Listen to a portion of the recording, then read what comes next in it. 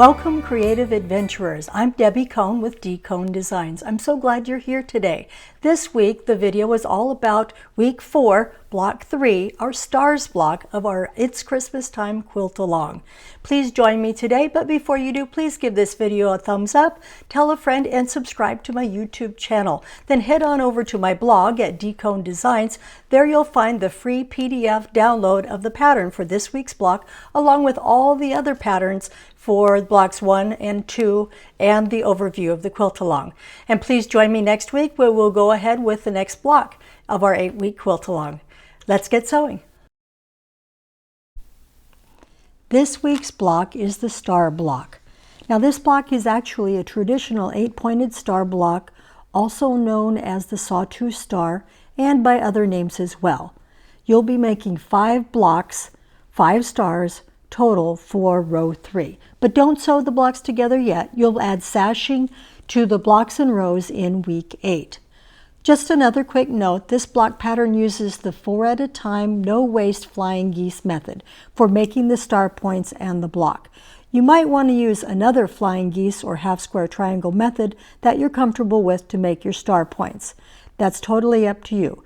The dimensions for the star points / flying geese unit are given in the block assembly directions. As you know, if you've watched my previous videos, I've been making a test block of some flannel scraps as I go along before I make the actual quilt block. So here's this week's flannel star.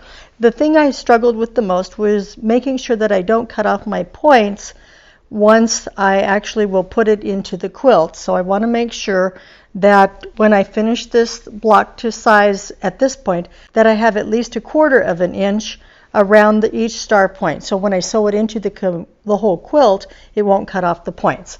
But if yours get cut off, that's the way it is. Just move on. Life is short and it's a cute quilt, so we're just going to go. You'll notice from the picture of the completed block that I chose a contrasting set of star points around the center square for my star. The reason that I did that was because I didn't want the star itself to fade into the background if I just used some of these lighter focal fabrics. So I used the star points to really enhance the center star and make a clear division between the background and the center of the star. Here's the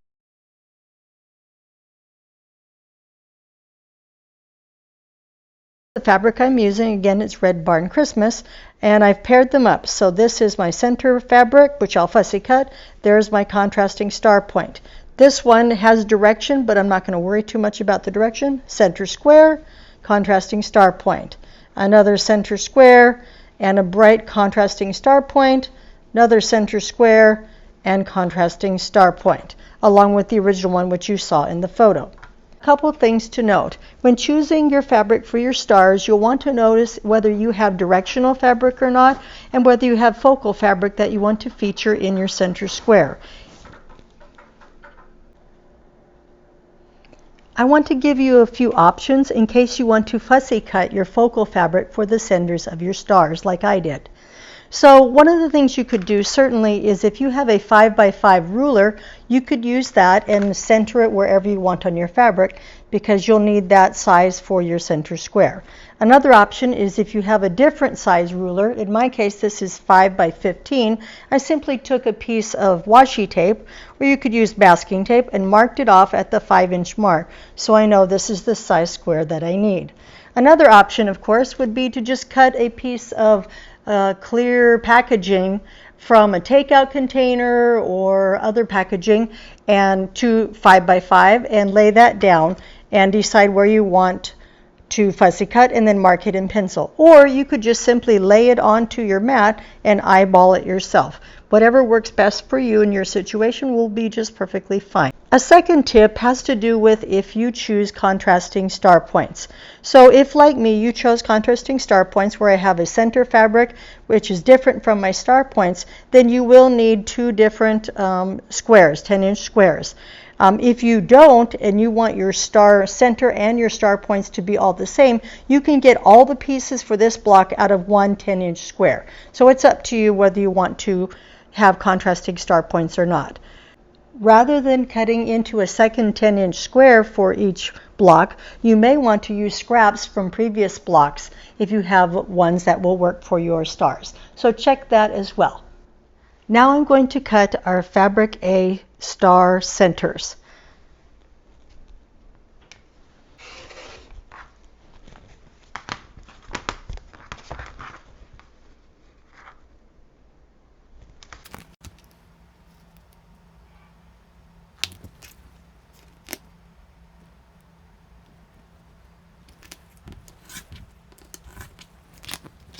That will be our Fabric A, and I'll set that aside. Next, we're going to cut our star points. In my case, I'm going to use a contrasting print. I'm not going to worry too much about the directionality of this because it will read as a solid in the quilt, and I'm not concerned about the direction of it. So I'm going to cut out my star points next.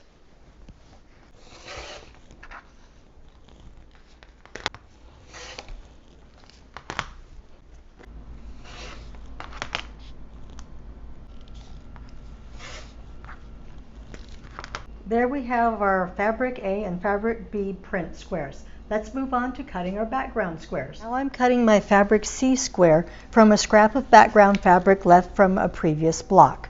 I line up my ruler, making sure it's straight, and cutting it down.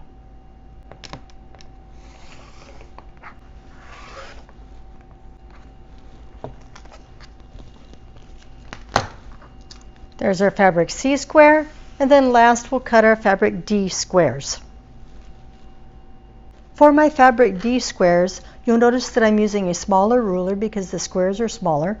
And then I'm also going to double my fabric. That'll make it go just a little bit faster. First I'm going to cut a clean edge on the doubled up layers, and then I'll measure over and make my cuts. Next I stack them, line them up, and cut them again.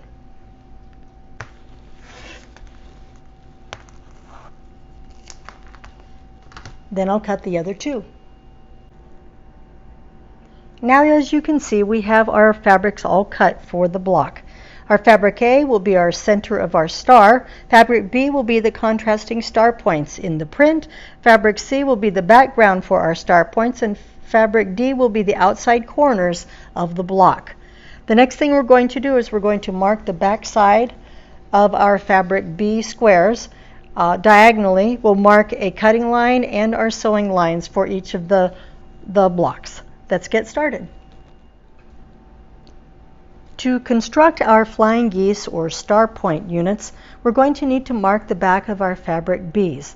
We're going to mark a cutting line and two seam lines diagonally across them. One tip I have is to speed it up just a slight bit is to line up your squares right side down so that the points of the squares are on the mat on the lines like this, so that when you lay your ruler down, you can line the ruler up on your mat as well on the points of your squares, and then you're going to draw a solid line all the way across, and you can do two at once just like this, making sure you're hitting the points the best you can of your squares. Then what we're going to do is we're going to mark a sewing line on each side of the diagonal line that we just cut. I'm going to use dashes for that to help me. What I'm going to do is take my 1/4 inch marker right here, this one, and I'm going to line it up on the solid line that we just drew, again carefully, and I'm actually going to scoot it just a smidge to the left, just barely to the left, maybe less than 1/16 of an inch. That way I'll make sure that my seam, when I actually sew on it, will be a scant 1/4 of an inch. That's important. You want to cut it or sew it just a tiny bit smaller than the full 1/4 inch. That way your flying geese or your star points will come out. Again, I'm doing a dotted line to indicate this is a sewing line. Dotted line. And then I'm going to do the same thing on the other side. So I'm rotating them like this, lining up everything on the mat. You don't have to, but this to me just makes it go a little bit faster, and I'm about saving time wherever we can. Again, I'm lining up my 1/4 inch mark just barely to the left of the drawn line, like that, and like that. And I'm going to make sure that I do it as a dashed line to indicate to myself that we will be stitching on this. I'm drawing these marks pretty dark. You would not need to do that, of course. You could use chalk or a friction pen, whatever works for you. I'm doing it dark so that you can see it more easily. Okay, there we've marked 2 of them. We will be stitching these onto our fabric C in just a moment. I'll show you how to do that. I'm going to finish marking the other 2 and then I'll show you what to do next. As I mentioned earlier, this pattern is using the 4 at a time flying geese method. You can use whatever method works best for you to create your flying geese units. This is one that is no waste and I find is easy to do once you get the hang of it. So let's go through this. We've marked our fabric B squares, so now I'm going to line them up, one right here in this corner, and I'm going to pin just to hold it down while we stitch.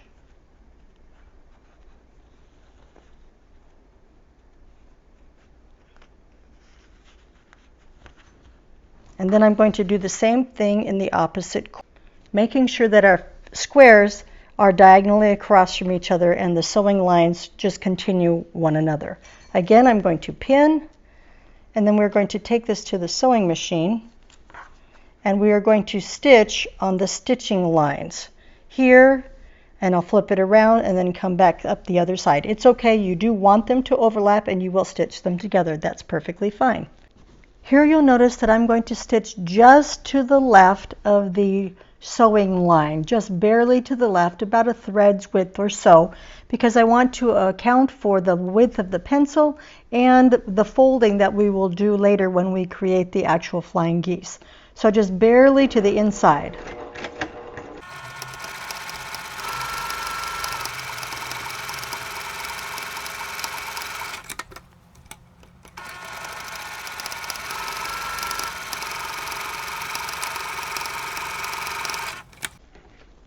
And then we'll do the same thing with the others in just a moment. The next thing we're going to do is to cut on the drawn line.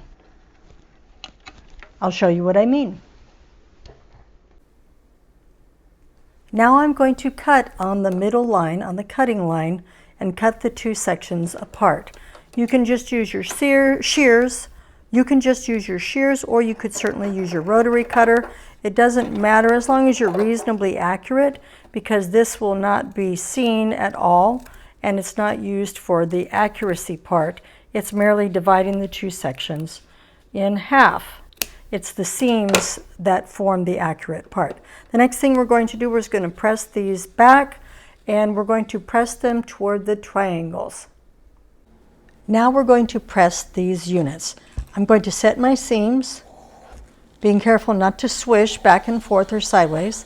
Then I'm going to press these seams toward the triangles. So the easiest way to do that is to put the triangles on the top, like this, and then gently use the nose or the front of the iron to ease those back like that.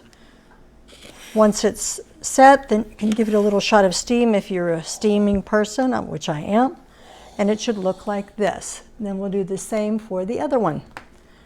Again, we're doing it very gently. We don't want to distort the seams. Just easing it back very gently, like that. Now that we've pressed back this initial set of triangles, the next thing we're going to do is to take our other squares, line them up in the corner, like that, of each one, just like this, with the drawn lines going this way, pointing toward these triangles, and then we're going to stitch again just like we did before. Remember, this is right sides down, or right sides together, excuse me, and then we're going to stitch on the dashed lines on both sides on both sets. Then we're going to cut it apart on the main line, then we're going to cut it apart on the solid line, the drawn line, and then we will press the triangles toward the smaller triangles again. And that will form our flying geese units. It's almost magic. As you can see here, I've stitched on the other two fabric B squares, right sides together, with a scant 1/4 inch seam just inside the stitched line, just inside the stitched line. And now I'm going to cut them apart. Again, you can use a rotary cutter. I'm just going to use some shears. And then we're going to go ahead and press after that. Now I'm going to press the other triangles back again, being careful to press the seam toward the triangle, and I'm going to do it gently. I might even finger press just a little bit, and when you fold it back like that, you can see our flying geese units coming to life.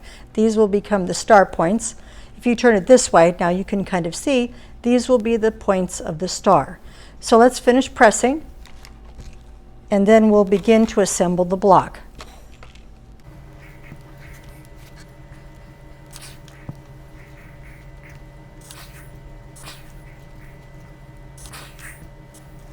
Before we assemble the block, we will need to do a couple of other things with our flying geese or star points. We're going to need to trim these little dog ears, these little pieces that stick out off the edge, and then we're going to need to trim the entire unit to size. So double check your pattern for the exact size. It's important to trim these to size now rather than wait to try to trim the whole block. This will really help the accuracy of your block if you'll go ahead and trim off the dog ears, which I'm going to do, and then trim each of these 4 units to the correct size. Let's do it. A fast way to do this is to use snips if you have them. You could use shears, of course, or even a rotary cutter. But it's just, as long as you get them off, it doesn't have to be exact.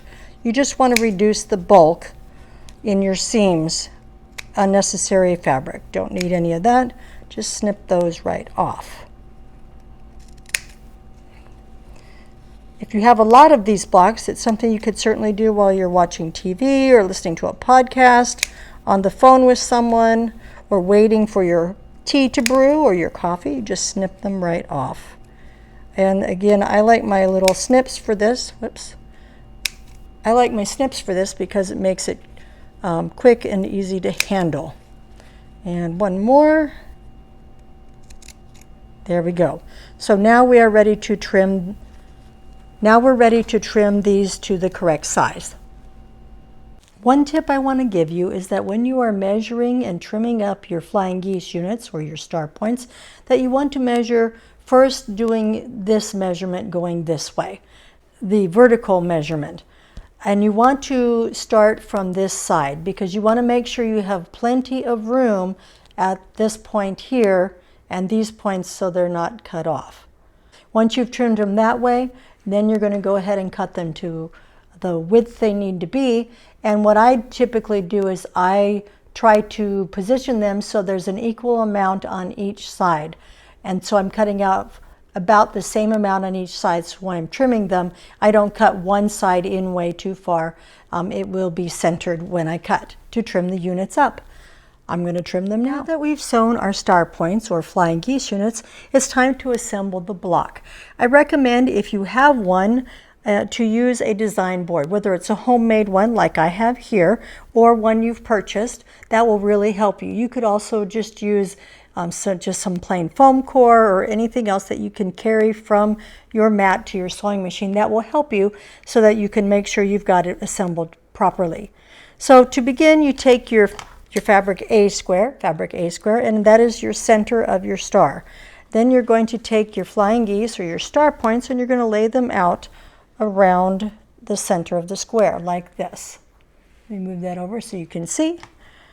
And there's the top and the bottom, and then the sides and the other side like that. Then you'll take your fabric D squares, which are your outside squares, and you'll put them literally at the outside corners like this.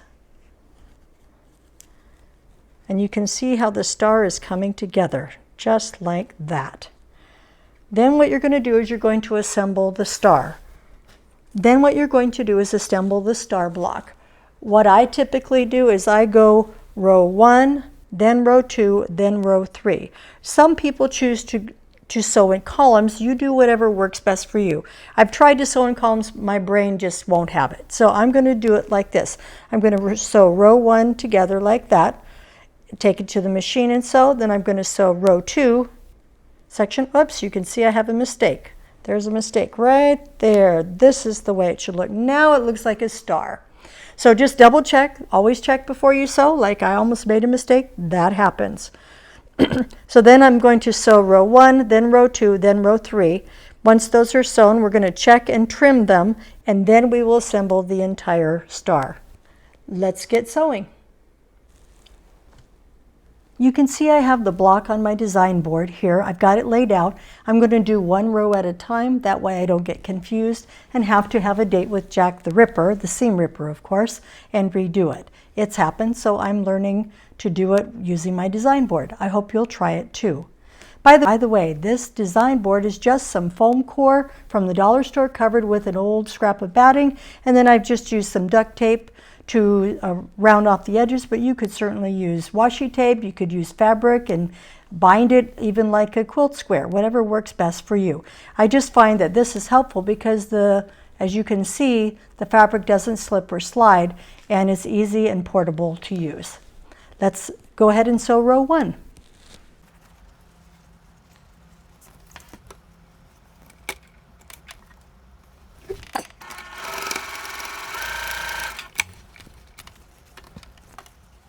As you can see, I'm adding the other outside square to the top on row 1. What I like to do is flip it over so that when I'm sewing, that I can make sure that this doesn't accidentally get flipped up, this seam right here. But you can do it whatever way is most comfortable for you.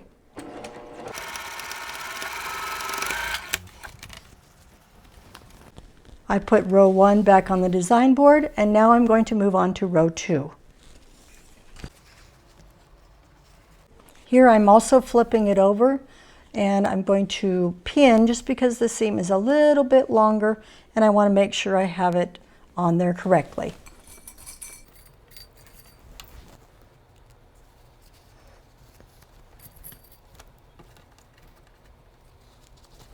Again, sewing with a 1/4 inch seam, right sides together.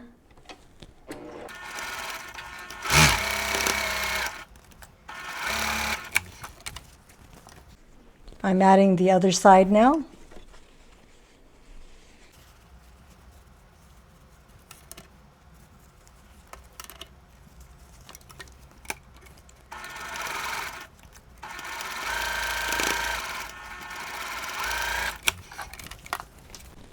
Okay, as you can see, we have row 1 and row 2.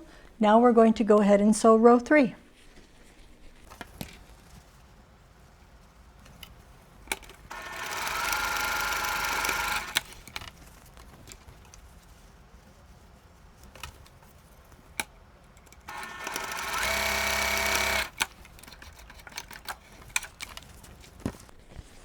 Okay, you can see that I've got the 3 rows together. I'm going to press the seams. The pattern calls for you to press the seams in the top row, row 1 and row 3, to the outside, and then you press the seams for the middle row to the inside. That avoids some of the bulk right here at the where the intersections are. So I'm going to press, and then we'll do the final assembly of the 3 rows, and we're done. Here you can see on my design board, I've sewn the rows and I've pressed them. So row 1, I've pressed the seams to the outside. Row 2, I've pressed the seams to the inside toward the center. And row 3, again, we've pressed them toward the outside. That way, when we sew the block together, the seams will nest. Let me show you what I mean. So I'm going to flip the block back over. Looks like this, like that. And then we're going to begin to assemble it. And it doesn't matter which direction, if that helps, so we can do it that way. So I'm going to, let's do it like this. So I'm going to sew this row to this row. I'm going to pin at the seams where these meet, being careful to nest the seams. One will go one direction and one will go the other direction. You can kind of see it right there, like that, and then I'm going to butt them up against one another nice and tight, and then I'm going to pin. I'm going to do the same thing at the other intersection, and it won't shift when I sew, and it will ensure that they're lined up accurately. So let me finish pinning and sew. Here you can see that I've pinned row 1 to row 2, and I do generally more pinning than I normally do. I pin to start to hold it in place, and I pin at these two intersections, making sure our seams are nested with one another right there, and then I pin at the center as well. One tip is if you have it where one side of your block is longer than the other and they don't quite match up, you can put the longer side toward the bottom. For example, if this piece was a little bit too long, you can flip it over and put the longer side on the bottom, and as you sew, the feed dogs will ease in that extra fabric and it should come out pretty well. Mine look pretty good, so I won't need to do that. I'm going to sew with this side up so I can watch my intersections here. Let's get sewing.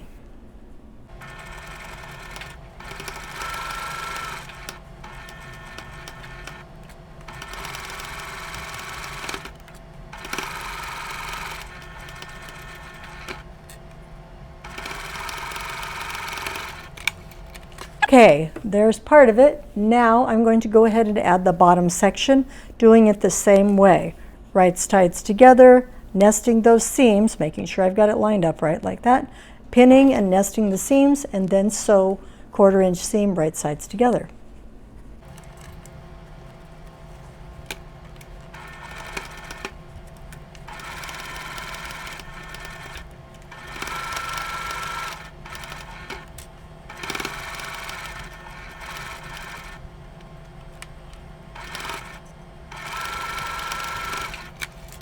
Okay, let me put this on the design board so you can see it. Then all we'll have left to do, there we go, all we have left to do is press it.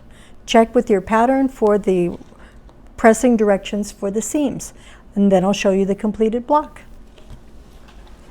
Now that we've assembled our block, it's time to press the seams. You can see that the seams kind of want to already lay toward the center, and that's what we're going to do. We're going to press them gently toward the center.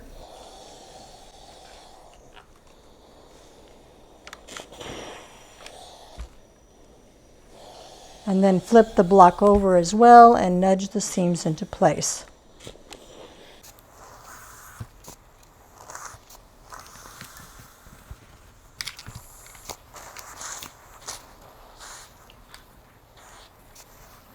There we go. The last thing to do is square up the block and we'll be done. You'll just need to make 4 more just like it and you'll be set with this row.